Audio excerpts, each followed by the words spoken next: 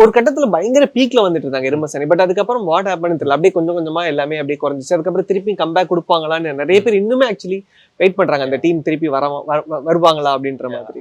அது என்ன ஒரு ரீசன்னா, நாங்க யூடியூப் ஸ்டார்ட் பண்ணது மெயின் பர்பஸ் வந்து சினிமாக்குள்ள போகணுன்றதுக்காக தான். அஃப்கோர்ஸ் பீப்புள் வந்து சேனல் பார்த்து ரொம்ப என்டர்டெயின் ஆனாங்க.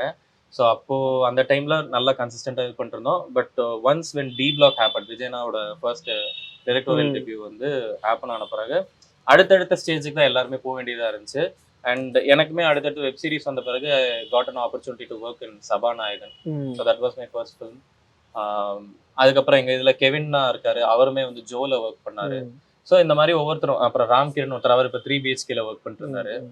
ஸோ எல்லாருக்குமே வந்து அந்த சினிமா டோர்ஸ் ஓப்பன் ஆன பிறகு திருப்பி யூடியூப் கிட்ட வர்றதுக்கு அந்த ஒரு பிரிட்ஜ் வந்து இல்லவே இல்லை. இங்கேயும் ஒர்க் பண்ணிட்டு அங்கேயும் போயிட்டு இது பண்ற ஒரு பிரிட்ஜ் இல்லை.